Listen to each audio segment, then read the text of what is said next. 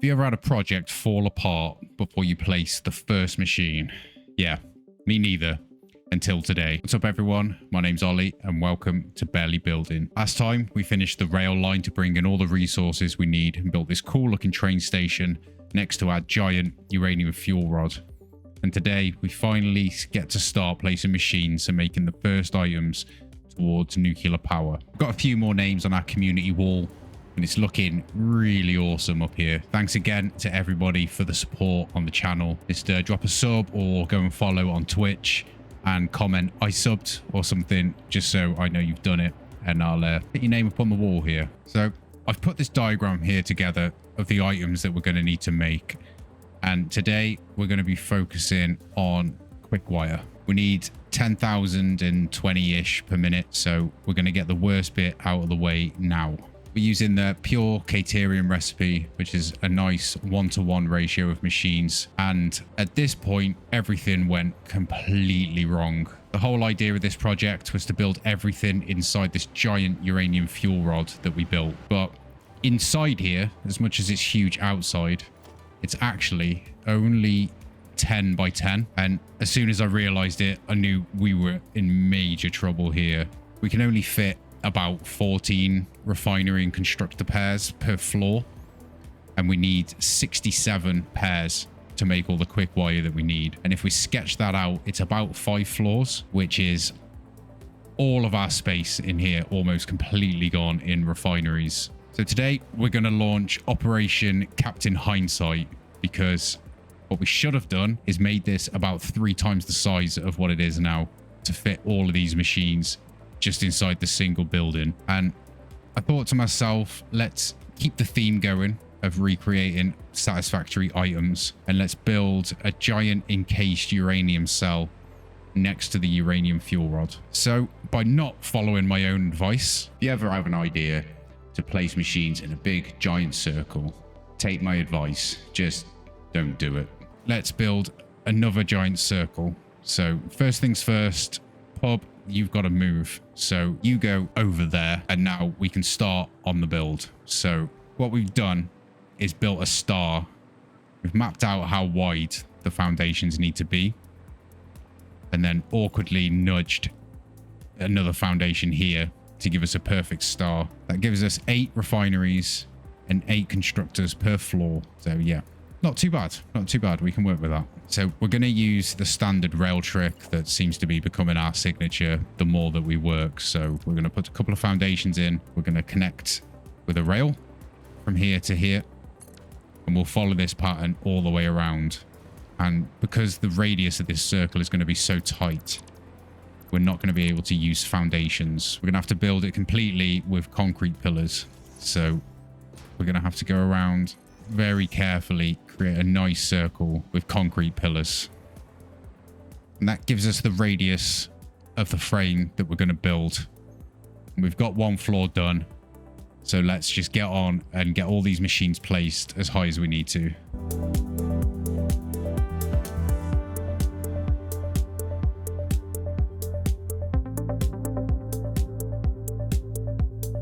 So 5 floors are in.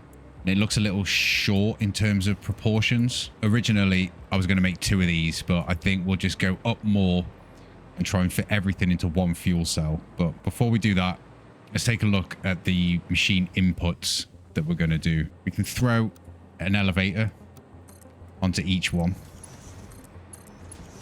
then place a splitter on top of each one, and then using the curved belt mode, we can attach each belt to each splitter, and we're going to end up with this really nice curve around the outside. And we're going to do the same with pipes. We'll place a junction on each one, use the curved mode, and we'll end up with this really nice looking circle around the outside. Now, not that anyone's going to see this, but it'll look nice. We'll know it's there. We'll know it's there. And after a little bit of work, we've got all of that belted in. And we settled with 8 high. Now we need 67 of these pairs. We have 8 high of 8, which gives us 64. So I think we're just going to sloop 3 of the constructors to make up the difference. Otherwise, it's just going to look odd.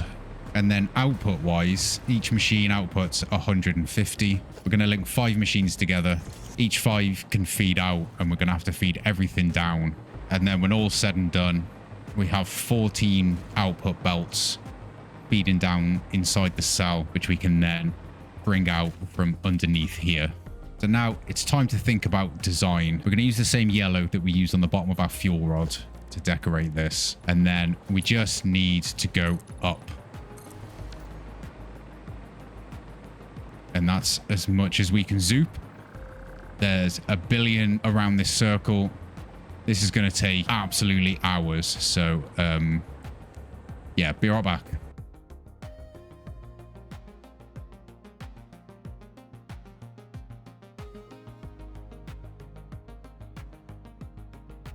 And that made that infinitely quicker. So, yeah, now we have this huge yellow cylinder that just looks ridiculous. So it's time to get on with some of the decor here. And the design of a cell is fairly simple.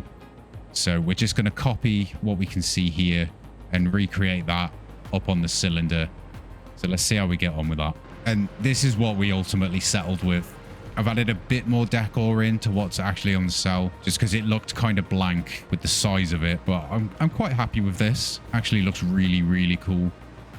We've used some raised sections just to add a bit of depth so it's not completely flat. And we've just painted some of the pillars in here just to give our sort of symbols and our lines up here. Looks pretty good. And honestly, when I started this, I had no idea I would be building another thing this huge right next to this one. So yeah, this has been a bit of a surprise and a bit of a make it up as we go along. Belt-wise, each floor takes 480 Caterium per minute. So I threw this balancer together, which takes 6 inputs from the trains, which is going to feed out 8 480 belts that we can feed up the side in elevators going up the side of the uranium cell. And we're kind of stuck now.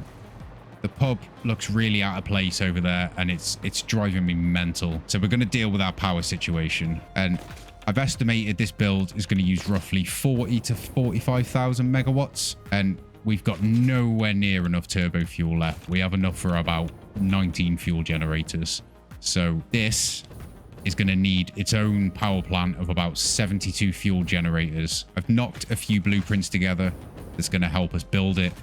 But let's just get this out of the way now, because we can't really do much until this is done. Eventually, this whole build is going to be powered by nuclear, but we can't do that until we process the waste. So we need to get moving with this.